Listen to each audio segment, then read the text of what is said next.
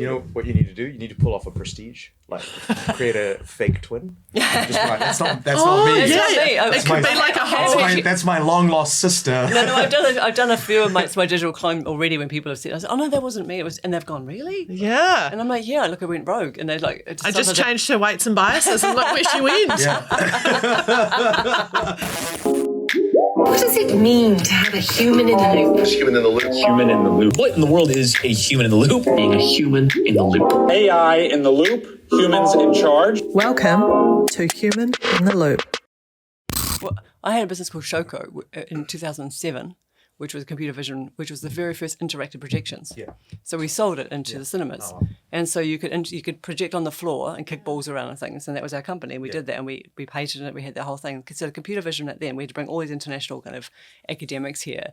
And people could not get their head around this idea that AI was driving this computer vision, which could, because they were just, it was like the most mind-boggling thing. So you go into the cinemas back then, which was event cinemas. Yeah. And there's a projection here, this massive $25,000 projector, because that's how much they were to get the short throw. And so you'd project like a branded whatever, and you could like grab a seat, you could grab seats, you could kind of grab them and put them into the plane, and there'd be biscuits, and you could put them into the packet, and you could kick them all around. Seeing the Kinect, and the Kinect actually won a whole bunch of awards for machine learning. Yeah, it was iToy came out at the same time. Sony. Yeah, Sony. It was the iToy, and then the Kinect. The Kinect won a whole bunch of awards because it's entirely machine learning. And at the time, it was just like, I don't think everyone just took it for granted. Everyone was just like, oh, it's just a camera.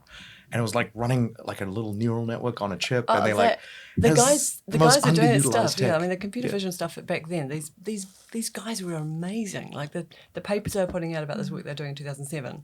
Yeah. And I look back now and go, wow, they're so ahead of their time. Yeah.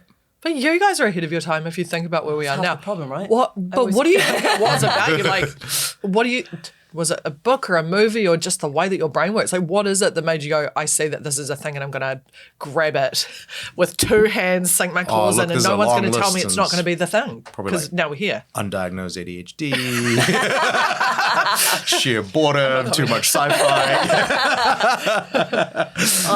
I think... Did you have computers in your household early on? I didn't. I think... Yeah, and neither did I really. I stumbled into the very late 80s in London.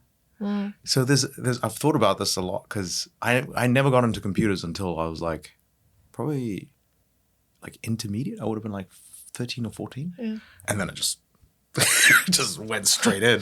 Don't need hyperfocus. I actually think that time without a computer while I was a kid is what made me normal-ish. A little bit. Yeah, actually, no. I don't want to know the truth. Right now. I've been living a lie quite happily. Normal. No, I think that's probably where my human bent comes from. Yeah. Why I care so much about design and like making things easy and user-friendly and stuff. Yeah. Which is what I worry about young kids today. Just so many 2-year-olds with iPads. They know already what it's doing to their brain. Yeah. When it's not forming an ability to problem solve, when you can't put the kind of connective fibers together in your brain because you just haven't had enough time to think. Yeah. Yeah. What would the evolutionary equivalent of AI be? Like, because humans. Okay, so let's just assume that technology is part of nature, right? Thought experiment, philosophically speaking, and that here's a weird thing that an investor said to me once that I thought was weird at the time, but in hindsight, he's like, no, AI and robotics are the next stage of human evolution.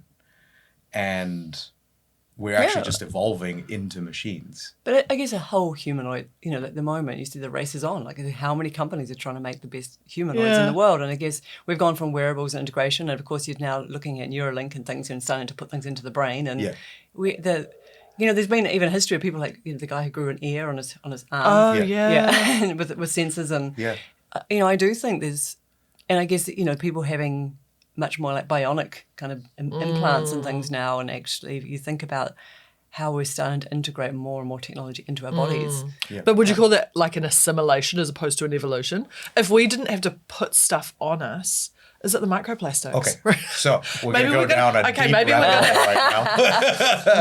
my prediction, the next evolution, our body is going to take all the little microplastic particles and start to form shields around our vital organs. Yeah. Okay, so there's this shark in Greenland.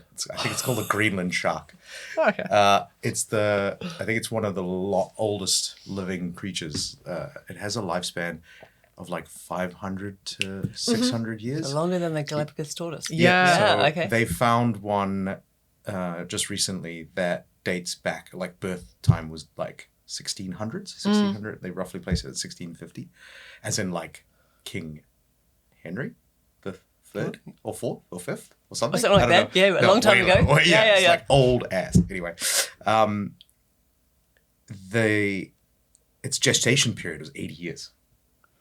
Wow. That's a long, So yeah. its entire How you metabolic feeling? rate. How you feeling? What trimester are you in? How you feeling? Which century are you in? Okay, so here's the thing. We always think about evolution as a single species genetically adapting, right? But it actually can't. This type of shark can't see because it has another organism that latches on to its eyes, and it lives on its eyes. So you've seen those sharks that have like fish that Oh, yeah. latch on. This shark has a particular ailment, which we would see that as an ailment, but it doesn't. But it has very acute sound and smell, so it doesn't actually see it as a problem. So this thing lives with another organism on its eyes that we would intuitively say, this can't be good, but that's the course nature's take it. So deep immunity, we'll probably need to probably do way more mushrooms before we have this conversation, but are humans facing something similar with Have you seen Sweet computers and Tooth? AI? I have not. Have Kind of you? interesting, isn't it? I haven't seen the whole series. I've seen bits Yeah. of it. Yeah, it's kind of interesting. It There's- is. I can see those parallels. And it was filmed here, so it's also really fun to watch a show and be like, oh, that's the Auckland Zoo. Oh, that's the back of AUT. And yeah, Sweet Tooth short version, the premise is that babies start being born that are hybrids. So they might have deer ears or some of them are like almost fully elephant face, but a child body. But then you've got just the main kid, Sweet Tooth, as a kid with antlers. And I met, who's the woman who's out Unitech Way and she has like a VR company, Staples, Alicia Staples. Yeah. Yeah, I think she was involved in that. And I remember having an interesting conversation because the child, bringing it back to taking this long road back to AI and things, the child is growing, but they have more seasons to shoot. So there's this issue of if we take a full scan of your likeness and you just sign that over to a studio, I think that happens with sports people as well. So that's just an interesting thing they were dealing with at the time that they were shooting it. Denmark's just allowed you. It's just granted every citizen copyright over their faces. I saw that. That's That's a really, really good fascinating. idea. very smart. Because also, surely we're going to bionic identity, visual Biometric, identity. yeah. WorldCoin, right? What's it called now? It's got a short in its name. WorldCoin. The one with the orb. The Sam Altman invested in.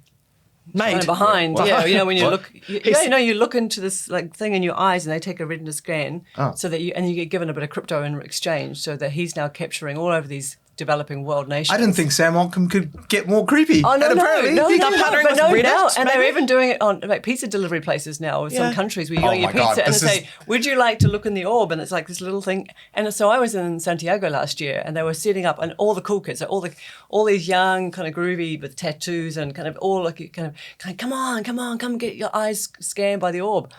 And so they're there, and then now it's like just growing exponentially. They've kind of got this thing, and the whole idea is this new kind of world order around new economic models, and so that we will have it on the blockchain, and we're going to have it. But they gift you like $26 worth of US dollars worth of crypto. Because he's a big believer in universal basic income, right? He is, Yeah. but they're also capturing the retina of all these Altman people. believes in UBI. Yeah, but I but would be asking questions about that. I'll be like, why? Yeah, what's Why? I can't What- go. what's your back agenda? to Animal Yeah. Farm, it's like we're all equal, but some of us more equal than others.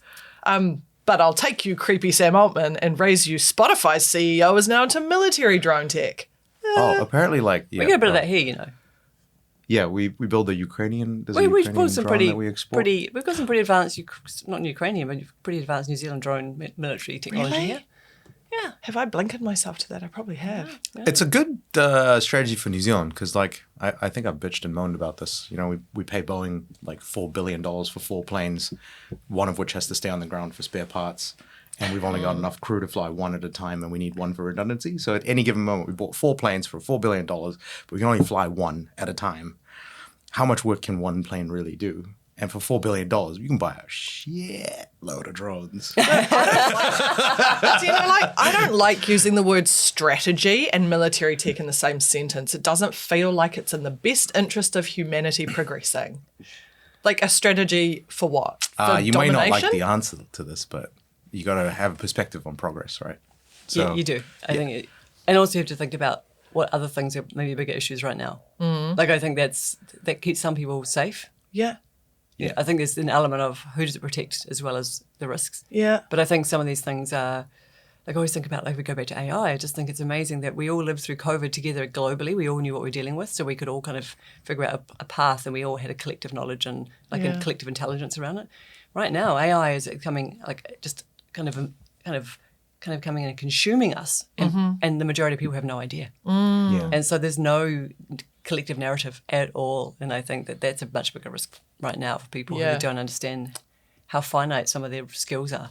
I 100% agree. It's without a shared view of reality, we don't have a society that can band together on any issue. And it surprises me when we spend our days talking about it. We know that we're at the far end of, okay, AI is in our jobs, we're in tech, that's fine. But it surprises me that there are friends I have, and they might be teachers or architects or whatever it is my friends do for a job. I'm probably opening Claude or Open Perplexity infinitely more times than I Google now. Oh, yeah. And it's strange to me that, like, within 6 months to a year, the gap is massive. It's scary. And I keep saying to people, shake, watch something, watch a YouTube video, just find out. There's some stuff around, like, did you see Apple's paper around thinking is overrated, basically, was the title of the... No. So, Being a human is overrated. so basically, you know how Apple's just fumbling the ball Oh, my goodness. magnificently on AI. I mean, I understand Cook's an operator, and he's got a lot of problems in terms of like tariffs and making sure that the bulk of their business continues to operate, but they're so far behind on AI, it's embarrassing. It's a topic for many conversations. Oh, yeah. I think Steve said that our chief strategy officer said that Not they're Steve actually Jobs. That would be tricky, but then not Yeah. far away maybe. I mean, that's who the knows? problem. But Black Mirror, we could do, He's weird enough to have written every single thought down and been like, train a model on this. Yeah. His brain probably is in a jar. Yeah. Waiting to be plugged in. Yeah. But yeah, I think Apple's being sued by iPhone 16 buyers in the US because it was sold on Overpromise. Like, yeah. well, Sorry, Sorry, I've got you were one. saying our Steve said. Oh, yeah. Yeah, anyway, going back I'll to... join that list. I bought the phone and have been highly disappointed. Yeah, I as soon as Apple said it's not available now, but will be later, I was like, huh? Yeah. I don't think I've ever heard Apple say anything like that. remotely close to that. They were Last the time ones they who were said like that, dropped, when they dropped something, it was like fully It's out of the there. box and it Yeah. was just It like just going works. fast. Yeah. Yeah, like first iPhone, I mean, nobody ever had any comprehension what that was going to do to change the world. No. But And they it were was- so ahead. yeah, and I think we lived without copy and paste for 3 years. Like I don't think iOS had copy and paste until iOS 3 or something like that. Oh my God. Can We I didn't blow even your miss it, guys' minds right? for a second? So my kids do Scouts. Last night, they got to open a time capsule. So this time capsule at the Scouts, shout out Motumoana, Blockhouse Bay, it was sealed in the year 2000. Okay. And so By Scouts? 2025 by the Scouts. One of Okay. the men there who was now one of the dad venture leaders, he was a cub when it was sealed. And they're going to open it again in 2050. They Spice opened Girls it, CD? Spice Girls CD? Spice Girls CD? a Microsoft Windows disk. Oh, snap. I still have one of those. And I looked at the back and it's like, this is your key. You will need to install it every time you re-upload the disk. There was a can of baked beans that had exploded. There was a TV Oh, no. guide, who a put in the floppy baked beans? disk. It was pretty cool. And the Blair Witch Project. This is real cinema. And so I said to my kids, and they got to put some stuff in it. They put in, some of the uniform and pieces now. And they were like, yeah, we wrote down a whole lot of brain rot words. And I was like, yeah, checks out. Yeah, that's what the year 2050 really wants to know is like skibbity riz Ohio toilet. I want to know why the baked beans exploded. The top of the can rusted and it broke open and then the beans kind of just like well, exploded might be too fierce a term. But you can find Big. like 50-year ago cans in the wild and they're still edible. Yeah. In Antarctica. So why did this one rust yeah. open? Maybe someone Should just go back to Waddies and just be like, hey, I want my money back. Yeah, of course. I want an inflation Maybe adjusted, it's don't those, skip. You know the lids now, you can peel them back. Yeah. Maybe that's just not as strong as the days where you had to get the old. Yeah, it could be. Yeah. But yeah, the baked beans did not look great. Well, it's interesting, actually, kind of leads to a point. So we had a new intake of a master's program last Friday, and I took a class, and the first question I put to the class was, how do we know what we're living through right now? At what point will we understand? And it's like, It's too early in the morning for this. no. It's like, you think about it. Like I'm we're trying, living through it, but but my brain's- at what point will we understand what we're living through right now? Because so often we have to go the benefit of hindsight. We can't have hindsight. We can't No, go you're so well true. forward to go back. It's like, how do we know today what we're living through, and how do we capture today what we're living through? Yeah. And like tomorrow, because I do this quarterly briefing. For 7 years now, every quarter. The last quarter, I had to compress for an hour and a half session I run online. I had to compress like 4 hours of mind-blowing. This is what just happened over the last 3 months. I look back 7 years ago and I'd be like, and so the iPhone has a new camera. Yeah, so was true. like- We and went through there's- this flat period. Oh, there was where a just period- nothing happened. I mean, it was all the promise of things. Yeah, but it was like nothing really. Facebook has launched live streaming. You can now watch terror attacks live. And I'm like, oh. One day we're going to have autonomous cars. Yeah. Yeah. And maybe it's next year, or maybe it's 10 years away. Yeah. It was all of Or that. sneakers that lace themselves. Never got those. Yeah. Well, So how do no, we know? How do we know what we're living through right now? I also think, simulation. but Well, you maybe don't, we're in a simulation. I'm believing that every day. I don't think you know the impact of it until the people growing up through it reach adulthood, and then you can look back with a lens and go, how did it affect the kind of humans they became? Because I don't even think we know what we lived through with the pandemic. I think It still feels like way too recent to have digested. But again, collective intelligence, we had a lot of people telling us. Like a lot of people every day, 1 o'clock, were telling us, and everywhere we went, somebody was telling us what was going on and what it was going to mean. This The is hive This is mind. different. Yeah. This is different. I think we're living with globalized society, just the interaction of variables is just through the roof. So all of those rules that used to kind of work when we were just managing one small group of people, relatively small group of people, so much harder now because like the world economy kind of operates just like energy. It just flows to the path of least resistance. Water, moves through the path of least resistance. So like the US puts on tariffs and then, all of the business just diverts. Instead of in Vietnam. Instead of Exactly, exactly, right, yeah. yeah. It just because we're living in such a global. I mean, it's the current you buy something. You buy a power drill in New Zealand for $200, and you can buy it on Temu. There's pretty much the same drill. Probably came out of the same factory for $20. So but it was made using rare earth metals from some other country. Yeah. And so like everything just moves around, and the unit economics are all broken. And I think we used to operate a society on hindsight, because our common law relies on precedent, right? Whereas we're moving to a world where it's like, actually, we need to scenario model, and then we need to eliminate the scenarios we don't want to happen, and then work towards what we, a range of scenarios that we actually want to happen, and we need to legislate kind of ahead in some way. The hindsight model just doesn't work. Look what happened with social media. Like we got absolutely Look what happened wrong. with every world war. Yeah. I don't know. It seems like, we're sort of heading to this world where change will happen so quickly and so swiftly because of these AI compliance, tools. because compliance can't keep up, Yeah, obviously. no And it's freaking way, the yeah. irony of Trump having his own meme coin and having his own crypto exchange, which is partially run and managed by his sons. Yeah. And so having influence on the price of crypto, and there's no rule to say he can't do it. Yeah. And so this is like the new reality, which is just a really sort of big example of, if you're pushing at the edge and asking for forgiveness, nobody is actually aware of what's going to happen. So there are no rules to stop people doing these things. Yeah. And I think that's where we're in the space we're in right now. There's no rules. We've got companies that are saying, well, before you hire the next person, let's just make sure that job can't be done by an AI. Yeah. Now, no one can stop them doing that. It's a free market. The same way that these big tech giants, all the ones we know about, maybe excluding Apple, plus the new ones, the open AIs and things, where, using your water analogy, I mean, they are flowing into this, everything in it, because of winner takes all. Yeah. And so the resistance is almost not there, because they're prepared to just keep topping up and spending more money to get that. And so if you think about what obstacle would stop them? If the money is flowing, investors keep putting things in, everyone's going with the biggest prize. The valuations of these companies are going through the roof. There's no break. There is, it doesn't. And then, of course, there'll be the flow-on effects of those who come in and utilize all their knowledge and investment and time and R&D to do some kind of derivatives of that.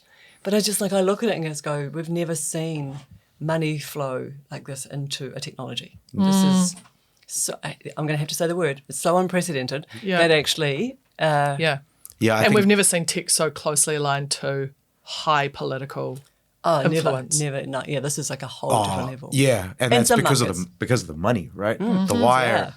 We were talking before about the gap that's widening and people have to be prepared that their jobs might disappear. And so can I ask you, whose responsibility is it to bring everybody up to the same reality? Is it the government's responsibility? Is it the workforce's responsibility? Is it a shared social responsibility? If you guys could wave a magic wand across New Zealand, who's bringing everyone up to speed? Francis. Thanks. Look, in a perfect world, it would be a shared responsibility, and government would have a little microphone or a chip in someone's ear, every ear, going, "This is the new reality." If you're in this industry, these are the things you need to know. If you're in this industry, and like literally industry by industry, how it's changing. But that's never going to happen. So I think it's only on the individual. It's going to be at that level of. My whole life has been around thinking about future of work and people, how do they get from where they are to make sure that their job is still safe? And the easiest way is to say to someone, okay, go to a US job board, find your job, find the title you have right now, and can you do that job? People look and go, I don't even know what half the stuff is. Wow. And that's the reality is, and markets are more advanced than ours because they have more capital and more investment and more growth. That's just around the corner for us. And so it can be really confronting. And a lot of people either go fight, flight, kind of do the, I'm not going to do this, I'm staying as I am, I'm looking forward to retirement in 8 years' time. Or they go, this is a chance to be at the front of this change and actually let's invest. And certainly for us in my world of education, we're seeing an organic growth for the first time in a very long time of people who don't need to be convinced as adults that actually continuing to learn is a good thing. People are actually going, I'm scared if I don't learn, that my job, if I lost my job, if it was made redundant or whatever happened, there isn't a next job. Yeah. I think that's such a reality now that those who are playing and dabbling and learning and curious enough, but there is one entire group out there who I meet who just are like, what? Like AI's like, no, it just writes funny poems. And they're at that level still of what they did, 2.5 years ago when they first heard it, or maybe 2 years ago when they first heard it, and played a little bit with ChatGPT, and it wrote some kind of novel thing for them that they thought was pretty funny. Maybe it was a best man speech or something, but they haven't seen the implications, and they haven't seen this exponential shift as you move into agentic AI and what's going on and how smart it's become. And I think that's it. It's just, so if we don't have the resources here in terms of the government, it's not going to do what other markets have done when they put huge kind of rebates and things in to learning and kickbacks to kind of go off and learn, tax kind of write-offs if you kind of invest in yourself. We know we're never going to see that here. So then it comes back to you're on your own. Like you have to kind of protect your own income. Yeah. It's a big ask though, because everyone right now is feeling the pinch. Like everyone's feeling the time pinch, the financial pinch, the cost of living pinch.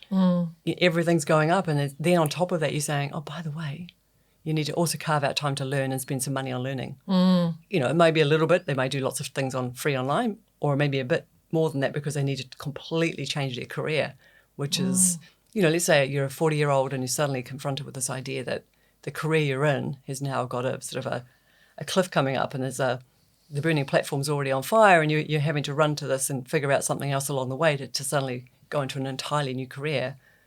That's a lot of pressure, and I'm not sure that we're ready for that.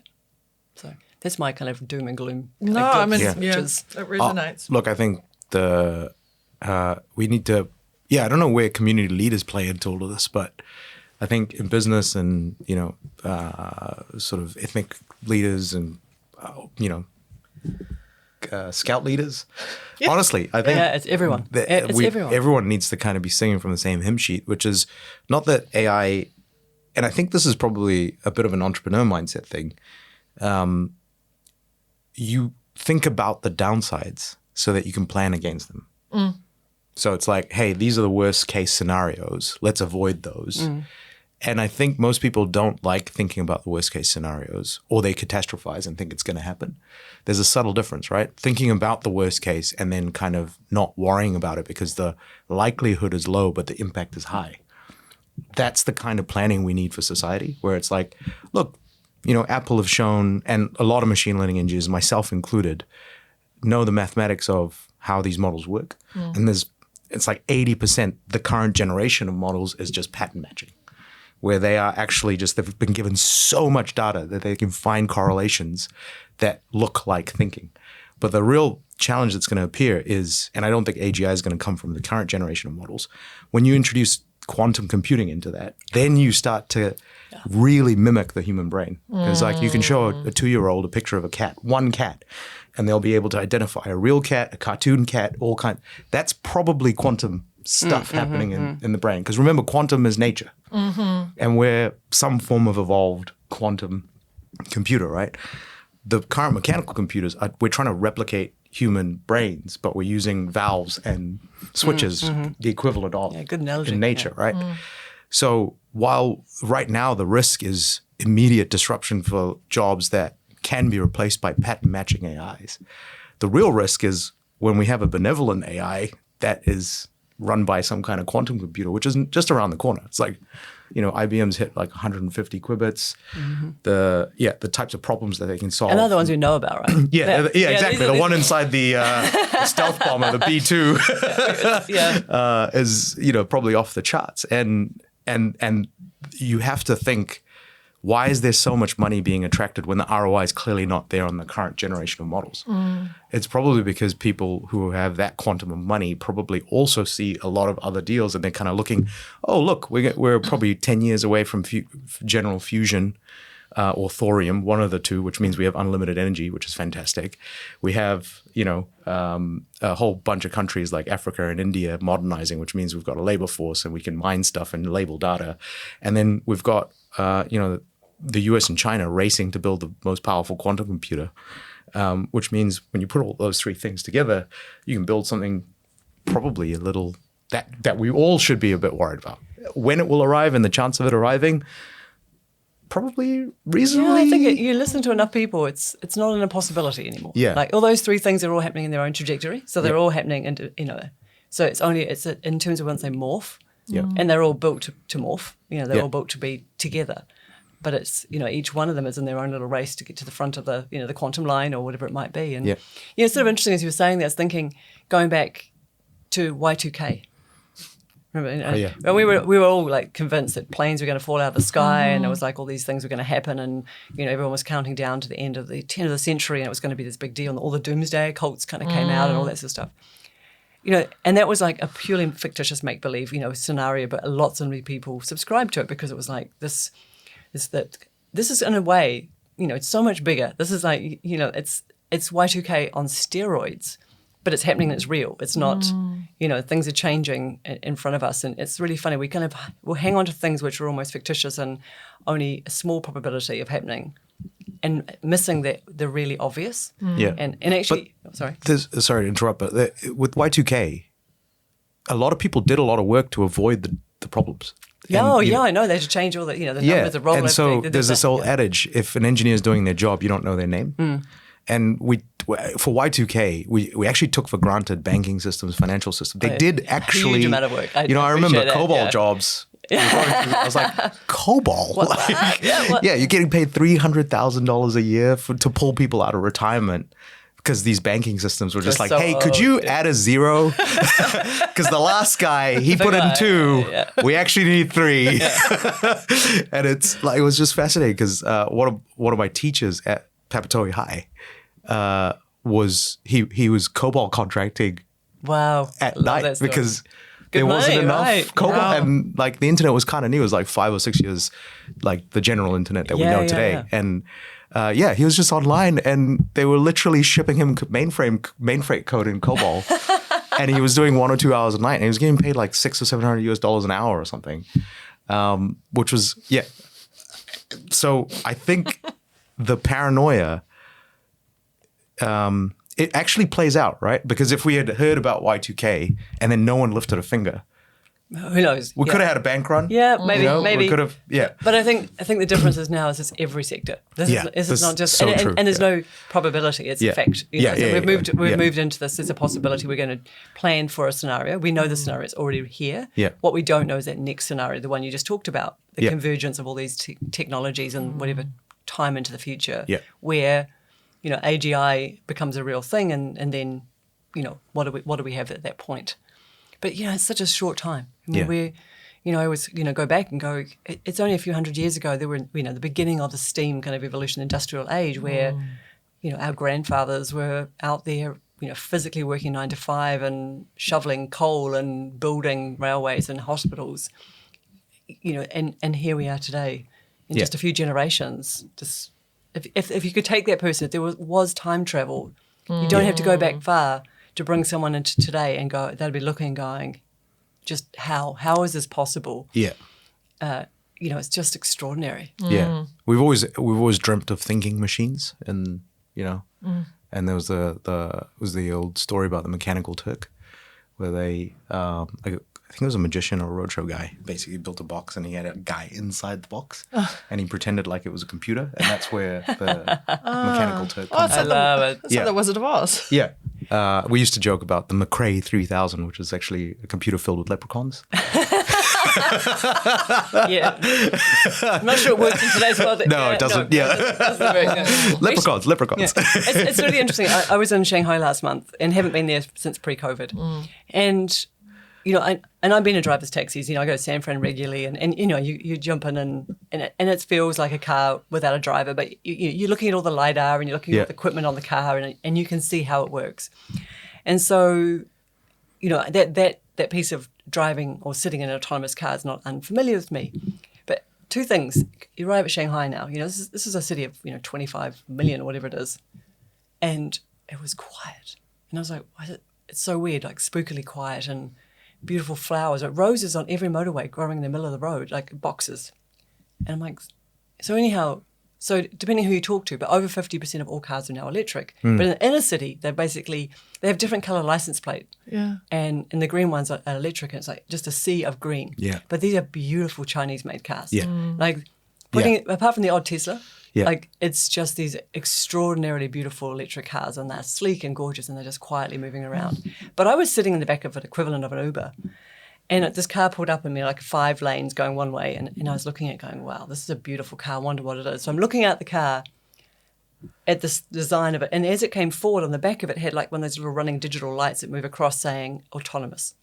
That's it, just kept coming across. Yeah. And I was like, was there someone in that car? And so then as we moved closer again, looked in, so there's no one in this beautiful sports car. And I was like, oh, okay, it's cruising along in this motorway, beautiful car, no sign of any LiDAR, no sign of anything that's kind of giving No passenger? No one. There's no one in his car. But then it does like the big Formula One move. It just kind of weaves. It just takes off, accelerates, and just weaves its way through the traffic, and it's gone. Wow. And I'm like, okay, I've just seen it. Like that was the first time, you know, I wasn't sitting in the back of kind of a driver's car in the States. It was just kind of crawling and cautiously Yeah. doing things. It was like this just an exponential shift into the future going, wow, the AI in that car. Yeah. And Yeah. Because also then you're watching it going, where's it going? And for who? to pick someone up, I'm guessing.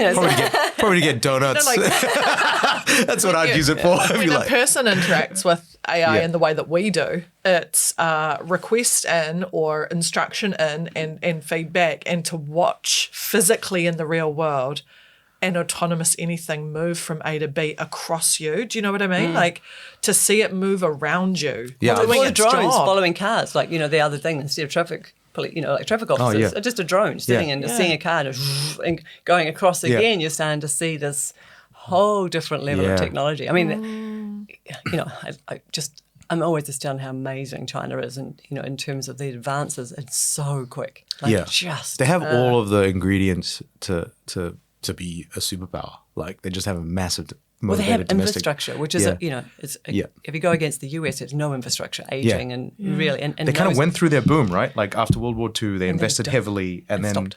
just stopped. It just Yeah, the fact that died has a death. like train Yeah. system. Like Yeah. when you can move It's around, ridiculous. But yeah. Japan or China Yeah. or Taiwan or whatever, and moving. Speaking of no train system, New Yeah. Zealand. Population a little smaller though, but like when you've got the population of the US and you've got the tax base that they have, they should have the most incredible infrastructure. They should have this on par with the best in the world, and of course there's just And they just can't figure it out, right? Well, they just won't prioritize. Yeah. Well, there's that California bullet train project. That's like a disaster. I think it was supposed to cost like $2 billion or something like that, and they started in like the 80s or something, and it's still not finished. And it's like the bill is like nearly 10 times that, and they're kind of constantly arguing whether or not they should just can it. But I think it costs them $120 million a mile of highway now, just highway. Wow. So if you imagine high-speed bullet train, Monorail. if you imagine high-speed bullet train, you're probably looking at 200 to 300 million per mile of bullet train.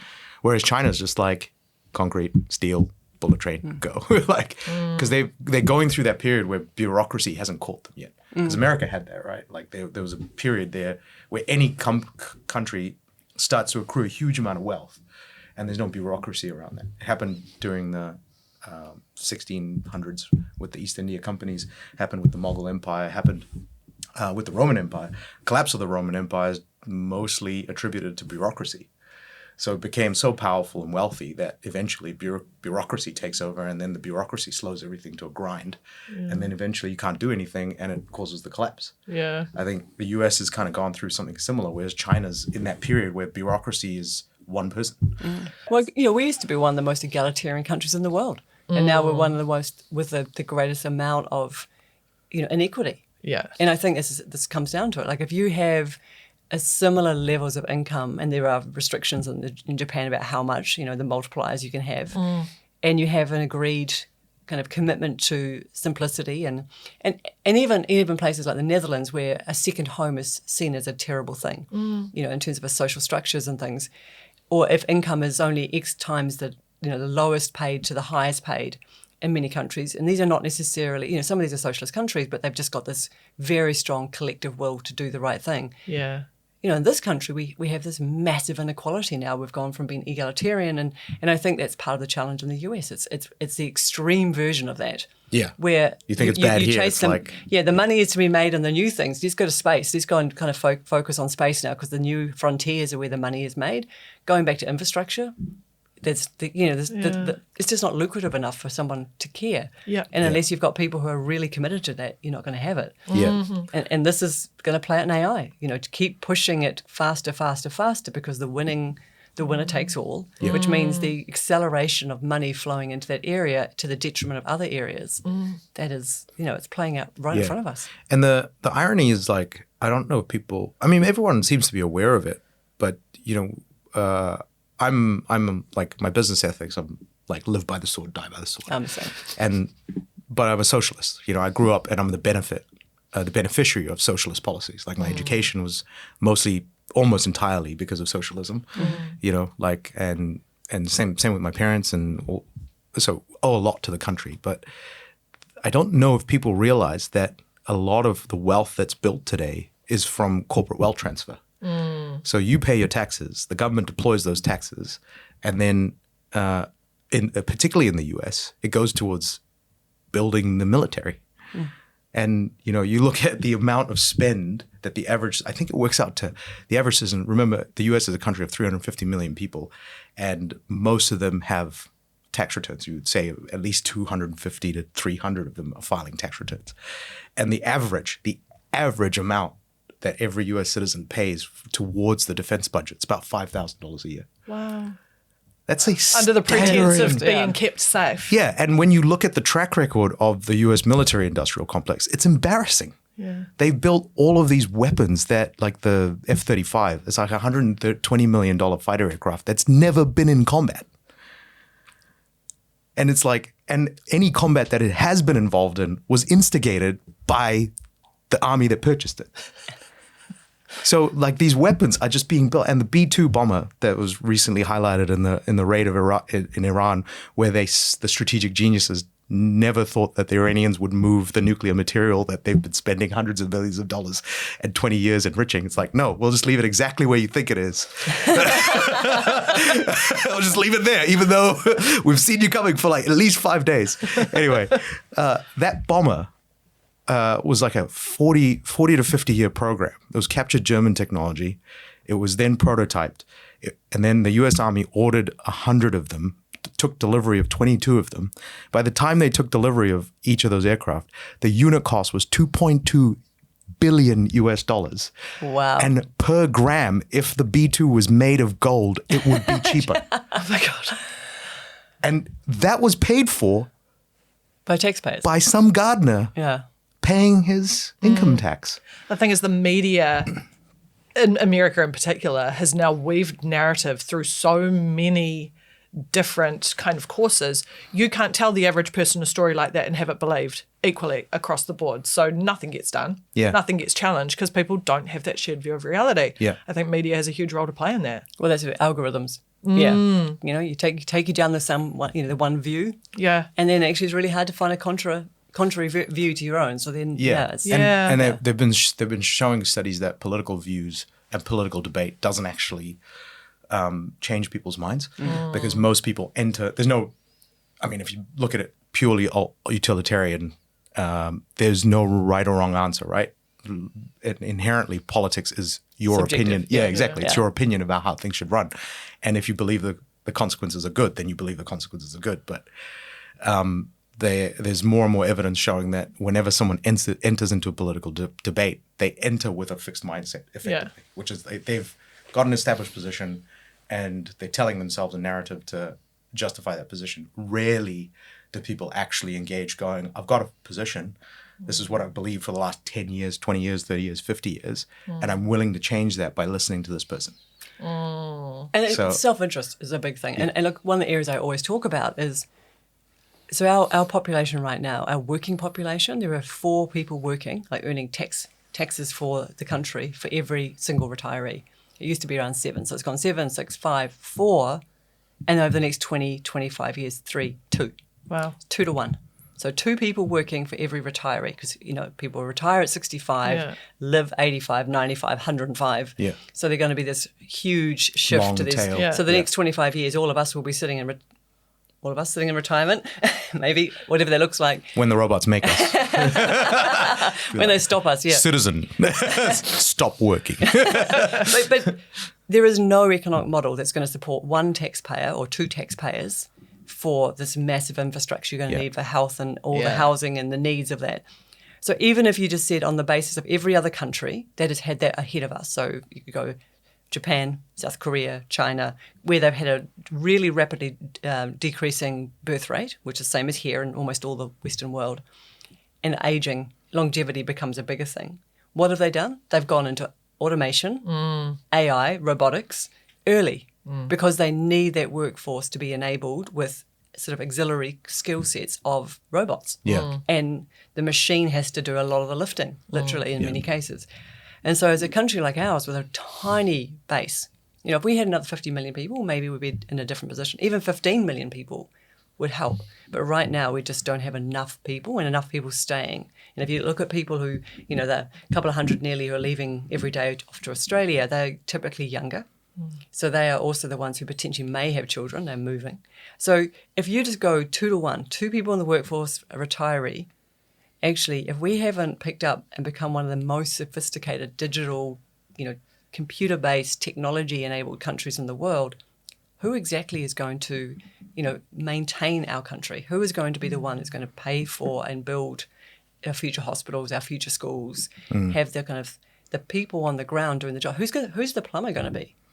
If there's no plumbers left. Like I don't think they're thinking about it. And it's a tiny window between now and that state. Yeah, it's going to disappear so quickly. And I think also people maybe don't appreciate the money go round, right? So like, you know, unions and pension funds invest in the stock market. And so like you just take a simple example like General Motors, the United Auto Workers Union, their pension is an investment in General Motors. So they were the single largest shareholder in General Motors. And you just think about that. If your workforce is aging out who's going to build the cars to then drive the stock price and the equity value and the Yeah. shareholder returns in General Motors. And the retirees hold the most common stock of General Motors. So there's like a giant cyclical, because we've relied on these rules of economics for so long, but then we've got, and actually the problem that you're talking about, Francis, is probably the saving grace of AI and automation, right? We could come just at the right time if Yeah. we adopt it. Yeah. If we adopt it. The problem to solve is not whether or not to allow it into society. It's how do we maintain control, or at least make sure it doesn't get out of control by bad human actors, right? Like those are probably the two things that we really just need to hone in on. It's not, you could kind of leave the rest. If you say, hey, we got limited resources to deal with artificial intelligence, the two problems that you really want to deal with is like, how do you stop it from going, hey, human, you're not much use to me, and actually you're consuming my resources. So I'm going to make you go away. How do you prevent nefarious actors getting access to this kind of technology? Because, the threat of a nuclear weapon is real. Like Can we go on like flip side of that? Because the dystopian view of AI, I think, is part of the. I mean, I actually agree with what you're saying, 100%. But I think the more dystopian we go, the more people will go, I'm going to stay away from it. And so I think, I'm an optimist, and I sort of go utopian. The good things. I think we're going to have a 10-year challenge before the good things will start to emerge potentially. If they do, like how do we solve things like climate change and diseases and things. The other thing that's really interesting for me personally is I'm a really huge advocate for supporting women into making better decisions, having better opportunities. It's a real thing. And we're about to have the biggest transfer of wealth from boomers to a generation of X's and millennials. So the whole world is about to have this wealth transfer as they die off, the biggest amount of wealth. And they're saying half of that wealth will go to women.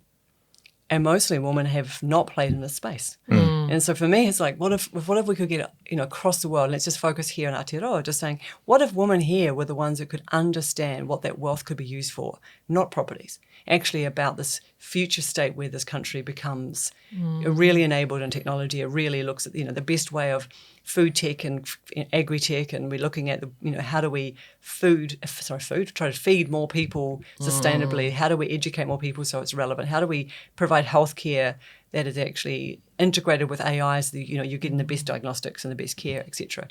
And so for me, it's sort of like we are potentially, because there's more money sitting with boomers than there is anywhere else. So if we, and that's all happening in the next 5 to 10 years. Yeah. So that is going to be a really interesting, because we're huge going game to changer. have money in this market. I think But what will people do with it? Yeah, That's a really fascinating point. And I think you take that, whether or not not you guys personally, but whether or not people subscribe to innate gender-based roles, caretaking, for example, the desire to maternalize, to feed, to nurture, to care, to educate. If that is a thing, and then you give women in positions of power all of the money to prioritise initiatives that take care of a greater good instead of one person making crypto and just looking after his family, for example, we have a chance to flip society for the better. I agree. I think it could be a really fascinating, and I'm thinking if you've got, younger nieces or children, young girls particularly, coming through who will be beneficiaries of that wealth transfer.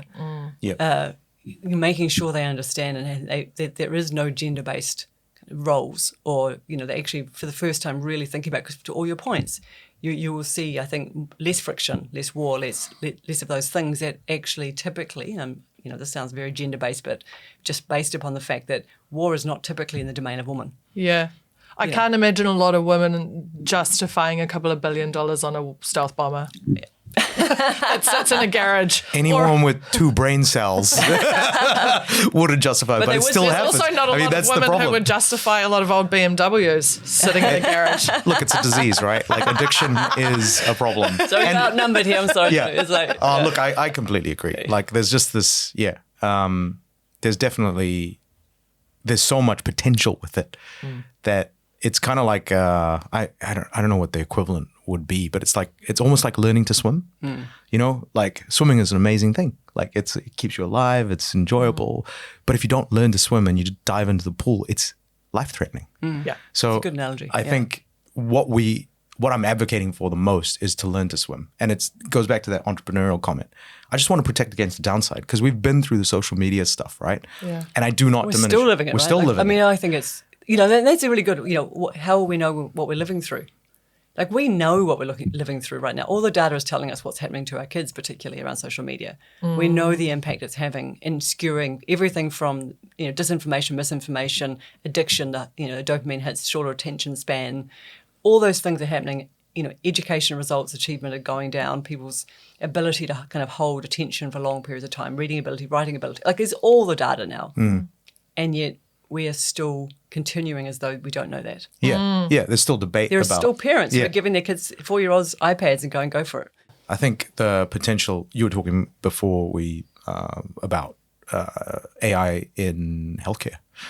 That is, when you think about a developing country, equitable access to healthcare and especially maternal care. And if you look at the Millennium Development Goals, one of the highest goals, I think it might actually be the number one goal, is women's health. Because there's so much study to show that in developing countries, if you take care of women's health, there's such an anchor to the household that the entire family's quality of life improves. And AI in terms of healthcare, I don't think you guys will disagree with this, but your guys' bodies are like slightly more complicated than ours. just a tad, just a scooch. Actually, the reality is there's so much less research, and actually half the problem is research is not focused on women's health. 100%. You've got stuff like the Volvo study, which was basically that crash test dummies were only modeled against guys until like the 90s or something, and then Volvo apparently was the only company that was doing it for women, and they released that data to be available to everybody. But you've got 1,001,000 examples of that, right? So that study we just talked about today coming out, literally is in the Guardian today, which is the Microsoft study, this massive study on medical diagnostics. Human doctors against AI, and the AI is 4 times better. Wow. 4 times better at diagnosing complicated medical issues, which comes in a shorter time frame, but also less issue with people being prescribe the wrong medications or delaying their treatment because they've picked the wrong diagnostics. Yeah. Just saying, imagine if you're graduating from med school right now and you're going, hang on, an AI today is already 4 times better than I am. The dumbest AI we have right now is 4 times better. And that's just a ChatGPT. That's what it was. It wasn't some specialist. It was, and you go, so then the whole role of healthcare changes. That means you do have to be, a really high, emotionally intelligent practitioner because the human interaction will be about that and not about, because every doctor who's smart will be going, well, I'm going to use the AI to do the diagnostics. I'll do the wraparound service, kind of the support, the kind of care, the preventative, all of that stuff, and actually move away from that because everyone's going to go straight away and go, well, I don't want you as my doctor to do that. I want the AI, the best AI you have to tell me what's wrong with me so I can get well as quickly as possible. Yeah. And hopefully the information will flow through to, cures and other things as well. But, that's happening across the legal profession or the professional. Every sector is having the same equivalent study that's now coming out. And I wonder how many people sitting in a university today on a second year of a law degree or second year on a medical degree going, it'll be fine. It'll be the same. Yeah. I've had that exact thought. And actually when I talk to my kids now, none of whom have hit university age, still, high school and under, I'm like, your emotional quotient needs to be really high. I know that you need to keep up your reading, writing, arithmetic and all of this, but actually you need to go into your young adulthood with a very good grasp of, social dynamics, kindness, understanding, empathy, reading body cues, because there's a high chance, to your point, that it's the human to human interactions in your future job that's going to be equally, if not more important than the substantive content of the role you're doing. I think I work on this medical position on a medical board, charity board, and we get a lot of calls, helpline calls from people who are complaining just about the way in which the doctors treated them, and that is of a more adverse effect than the diagnosis that they get. And so educating healthcare professionals. What was the last answer to how many times a week do you drink to your doctor? When they ask you that help. Oh, yeah. I'm like, 1. But it's that little hesitation. It's like, oh, you mean 8. Like it's, it's the judgment part of healthcare that's like really weird. And again, we come back to it. I think we've mentioned it multiple times. People are much more comfortable disclosing to a machine the actual scenario than the slightly sugar-coated, like embarrassing, I got to talk to another human about this. That's why there's 100 million people who have AI companions now. Yeah. Yeah. Yeah. Yeah. 'Cause Good or bad, that is. I mean, whatever way you look at it, it's Yeah. people who would rather talk to a machine. Yeah. Yeah, I mean, even with the neurodivergence diagnoses on the rise for so many valid reasons. But I know of more than one person who's gone to their doctor with diagnosed children or a life history of issues to say they'd like to get diagnosed, and the doctor saying, isn't that a trendy thing to do right now? I mean, you're immediately cutting someone down. Wow. Yeah. And yeah, bedside manner certainly is something that could be worked on. Yeah. I mean, places where bias in judgment is critical is healthcare, education, policy making. And those are The all legal system. the legal system. Those are all human Mortgages. foibles. Yeah. Mortgages, banks, like the ability to get a house. Oh, yeah, Or just- housing, or there's a lot of, I've heard you both say on in person or in the places I've heard you speak, that technology is a tool, right? And AI as a tool. And that you kind of can't judge, or at least I've heard you say this, that you can't decide that a tool is good or bad. It's just, kind of on the person wielding this. I don't want to mess up and misquote, but I heard someone say recently, though, this topic of, is it valence? Inherently something is positively or negatively charged. Oh, valence. Yeah. Yeah, valence. Yeah. Valence. And so if you think about particular AI tools, they are still not neutral. Just remember that I corrected you, even though I say Gemini.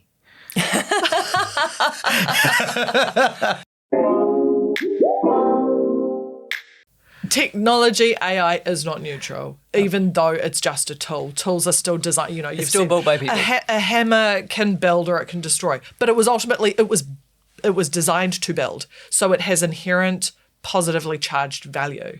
And some of these AI tools, you could argue, are not being designed inherently to do good things. Like when you start going Grok 3 in its Unhinged mode, probably not a lot of good out there, right? I mean, it's called Unhinged Mode, right? Like, that's a big clue how I it was know, designed, but it's still right? designed Yeah. for someone to use it. Was it and of course- literally called Unhinged Mode? Yeah. Oh yeah. Yeah. Oh yeah, and you don't. Yeah. You don't even want to start that conversation with an unhinged Grok 3. Wow, because, is that like going into a 4chan chat room? Oh, worse. Oh my gosh. I think, and this is it. It's designed for a particular audience, of course, of young people, Yeah. and think it's really funny. And I had these moments when I listen to something like that and just go, okay, like it's a social media thing all over again to me. Because it exists doesn't mean it's good. Yeah. I think so. Some things are designed to be good and people misuse, and some things are designed just to be provocative and bad. Yeah. And I think it's a great example. Yeah. There's plenty of those There's plenty of those. guns. The thing is, Yeah. we don't want to stand in the way of progress and say, you as a person can't design because you are inherently going to do bad things, or this tool might have been designed for bad reasons. So we're not going to let it go out into the world and potentially do other things. But is that where the legislation or the guardrails haven't caught up? Because there are things being released so frequently that we don't have the I think- ability to slow them down if they are like hate speech aligned, or the capacity for harm is so great there's no slowing it down once it's out. Well, the problem with AI, the real problem with AI is the shrinkage of time to achieve something. The ROI on the inputs is massive, right? Like most of the laws and most of our free market economics rely on the impedance of being a human, which is like, it takes me at least 5 minutes to write an email, or to think of something and like rationalize it and then like issue it. The problem with AI is all of the things that we rely on in terms of stability, they've just shrunk. So it's the pace at which you can move using the technology and the ability to mimic what humans can do. So it's not only, there's that question about why humanoid robots look like humans. It's because if you look at a door handle, it's designed for a human. So the easiest way to integrate a humanoid robot into our world is to design it with all of the phalanges. Great word, isn't it? Yeah, great. There's no phalanges on this plane. See if anyone gets that reference. To be able to manipulate. And the problem is AI slots into our social, economic business life structures so well, but it changes the cadence at which it can operate. It doesn't get tired. It moves super quick. It's super accurate in most cases. And then you build this reliance, and then the free market economics kind of doesn't work because it's like, oh shit, okay, well, it was only contemplated that armies of humans would be the way that you scale out this activity, and mistakes would get made, and the quality would be variable, and all of those things, and the amount of capital you need because you have to pay a whole head count to keep scaling out. That goes away. It's like instead of paying $100,000 to an employee, you're paying $20 a month for 10% of maybe what they could do right now. Yeah. But that will go to $200 a month, and they can do 50%, and then it'll go to $4,000 a month, and then it'll be 100% of what a human can do. And then you put that inside a robot, and then it's like, okay, now I've got a 24/7 autonomous workforce that can swap batteries, and just like it gets real weird real fast. When you pay somebody, you're feeding their family. You're paying for all of the things that person consumes. You're in small increments, spreading the money that you're spending as an employer across services and goods that ultimately keep society moving. Yeah. You start to take all of that and put the money into a subscription model or an AI tool and take it away from a person. Things are going to crumble. First slowly, and then the erosion of all of our goods and services. Yeah, but to bring it back, and I think this is probably where you said, and I sound like I'm crazy and like I think the world's going to end, but I actually believe in the potential, because when you actually look up, the world is so under-resourced in so many places. Yeah. You still got nearly 2 billion people living on less than $2 a day, right? And when you just got so many problems in the world. You got climate change. That is like a multivariate, very complicated problem. We basically have to figure out how to build giant air conditioners for the ocean. And there's like laws of thermodynamics. We have no way of being able to solve those problems in the time frame that we have. So when you look at an advantage like an AI supercomputer, that even if it's on pattern matching, not quantum intelligence, the ability to solve and design those air conditioners or whatever the solution is to cool the oceans back down. Yeah. In the 20 years we've got to knock it out of the park. Yeah.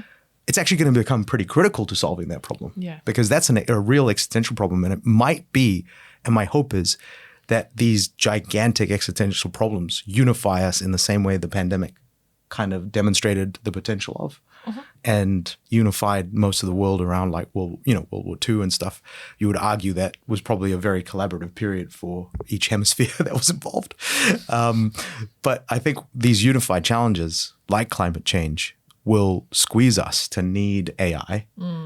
And maybe then we can start to look past how can we just make the most money out of it, but how can we start to work together on stuff? And I'm hopeful, because human society, no matter all of our differences and ideologies and everything, we do always find a way to just kind of come together. I sound like a Star Trek freaking monologue right now, but we do, right? Like there's like some of the people, just the diversity in some of the most fascinating problem-solving teams in the world has always been crazy, because you're just like, there's different religions working together, different age groups, different everything, but we just need a common threat.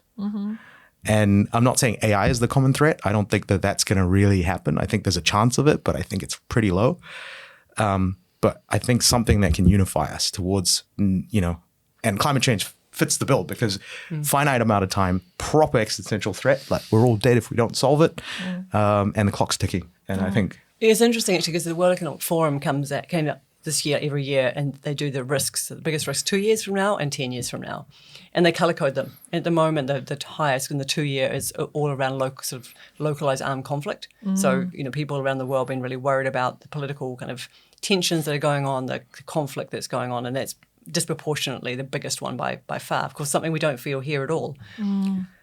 10 years out, so the green in the top 20, which is anything to do with the environment and obviously climate change, is almost non-existent in the 2 year horizon now. It used to be really green. It's all shifted to the 10 year. So then it all turns to green, and all these existential risks become back to climate, because everyone's focusing right now on the bigger risks.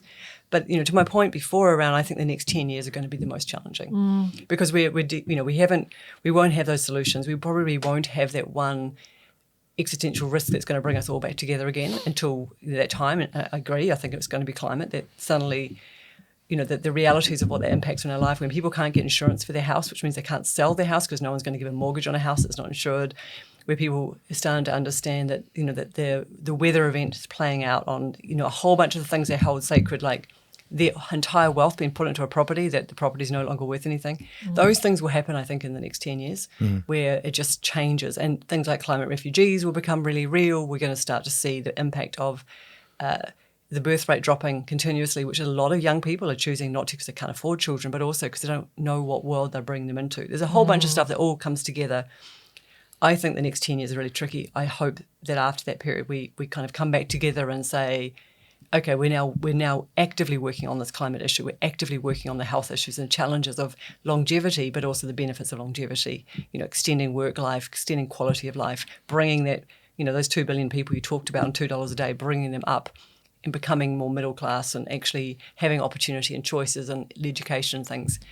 But I just don't know that we're going to have a smooth sailing for a few years. I think as we roll through this period, which we can't look back to the past to say, what does this feel like? Because there's been nothing this big across the whole world, with the exception, I think, probably of COVID and living memory. Yeah. But that was again different because we all had to respond in one way because... And we knew there was a time bound on it to some degree if you all had believe in vaccines. Yeah. but I think we all knew that eventually there'd be a way, even if it meant really locking down for a long time. Yeah. We knew, but the consequence of getting it all wrong was death. So it was a really in your face. Yeah. Yeah. So for some people that was very real, and Yeah. obviously huge numbers did die. But this is different because it's the consequences for people. It's like it's going to affect everybody else, but not me. Yeah. That's the blind spot. Yeah. And I think 100%. that's the bit that worries me the most. Yeah. Yeah. And I think New Zealand has a lot of, when we think about equity and, the loss of the egalitarian dream, New Zealand has a lot of challenges that could really be helped quite a bit. How many times in the news do you hear about staff shortages in the healthcare system? How many times do you hear about overworked teachers? How many times do you hear about the complexity of conveyancing and law and getting legal aid and, all of these things? These are all immediately solvable by the current generation. Yeah. They can provide 5-10% relief The to money these is systems. part of the problem. It's not been desirable or lucrative to go into. I actually a job think- like teaching or nursing. I actually think because it's- the salaries haven't matched up with what people need to survive. Yeah, but I think it's a mindset. Like, there's this. We're having the wrong conversation. We're worried about the $150 million extra that we're going to spend on kids' lunches. Who the fuck cares? Just feed the kids, man. Yeah. It's the most fucking 100%. Grinch policy I have ever come across. Yeah. Like, they're spending $12 billion on guns and they're trying to save $150 million trying to feed kids. Like, we're so focused on all the wrong shit. It's just shocking. If we were to just cut 30% of the workload of politicians and just say, that 30% that you're Grinching over, like, goddamn kids' lunches, why don't you just think about how you could allow ChatGPT to help triage waiting rooms? Yeah. Like, just make a rule to allow that, and But we'll there get will be- way more than $150 million back. But I guess for me, the tipping point, scarcity and abundance. Mm-hmm. Once upon a time, lawyers were paid, $800 an hour, whatever they wanted to charge because of scarcity. Now, obviously, that's going to shift really quickly as an example.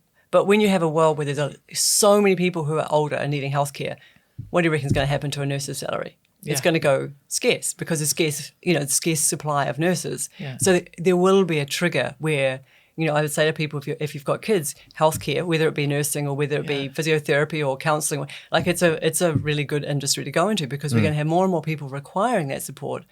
And actually, we still have a really interesting right across the world that over 55s are still not looked after through technology solutions and the way that everybody kind of under that group are. And actually, I think there's going to be a kind of a combination of technology enabled, but also scarcity abundance flipping. Yeah. And actually, a lot of the skills that we paid, professional service firms to do, we'll do ourselves, and we'll be like, good enough. This is good. Yeah. We're going with this. But we'll hope in that process we will start to pay teachers. We will start to pay nurses and doctors and other people who really are, providing a very personal level of care. The ones who are empathetic and have a good bedside manner, actually we'll start to see them as the most scarce. Yeah. And so I think that may be a bit of an equaliser. That might be the catalyst of change. Again, optimistically, that's the way I sort of see the world. Yeah. I'm gonna bring us to a close. We should probably do introductions. No, it's gonna have to be an outro. Who are you? Who am I? That's a great question. Yeah, I'm gonna have to outro you with a final question because this is our manner. We jump right in to fascinating That's chat, an and this awesome has chat, been yeah. a fascinating chat with Francis Valentine, companion of the New Zealand Order of Merit and founder of academyEX and multi-businesses and many awards.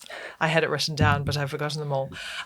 Because the list is so comprehensive. The list is very comprehensive. Actually, I mean, we're lucky to speak to people who almost need no introduction. And actually, when the chat is this good, you know, it speaks for itself. But maybe as we come to a close, because I know you've been through so many businesses, through so much governance, sitting on boards, and we've talked a lot about this wave is swallowing us up if we're not eyes wide open. What would your kind of imperative be to anybody, either in a role of governing people or businesses, or just an individual to prepare for the next 10 years? Because as you've said, it's going to be a hard graft. Look, it's almost been the same thing I've been saying for years, but it's just now it's even more important. It's if you are making a decision on behalf of your family, your community, your business, or a governance role, if you're doing that and you don't have the latest information about what's going on in terms of how AI is changing the future, then you are actually doing a disservice for everybody around you. And you have a responsibility, and you cannot just say just because it worked before, you can't trade on past knowledge anymore. And so, the best leaders in the world are doing this. Unfortunately, like a lot of things in New Zealand, we're not quick at picking up new skills and understanding and looking globally for solutions and bringing best practice into our environments. And it's just like, stop what you're doing, take a check, think about what you're doing, and are you doing everything in your capacity, if you've got a decision-making power, to do the very best by having the best information? And if the answer is no, then you need to get back in some form of learning, and you need to get engaged with communities who can inform and help. And you need to be, move out of the world you're in into this new world that's emerging, and kind of embrace fast. Yeah. Amazing. Just to echo that, I think we're living in a period, AI, if you're in a governance or leadership role, I think you should be treating AI as a black swan event. So almost crisis level. Yeah. And the reason for that is you need to be hands-on. You need to go and see the tools. You need to use them for yourself, because with this technology, seeing is believing. Once you start to see how it can adapt and integrate into society, your mind opens up about, oh shit, we do actually need to do something about this in order to capture the best value for it. Like, that's actually one of the biggest opportunities, is the next wave of growth, economic growth, and everything is going to come out of, it's going to be heavily related to artificial intelligence. And so you don't want whoever you're trying to help to miss out on that. That's actually the biggest number one thing. And then the downside, you do have to think about other things that are involved with that, because they're threats to your organization as well, because some other business, some other community is thinking differently, and they're going to emerge, and they're going to have a revolutionary business model compared to yours or whatever. So yeah, I think, yes. We all have to look up. Francis, this has been such a good chat. Thank you so much for joining us. Oh, it's been a blast. Awesome. Yeah. Yeah.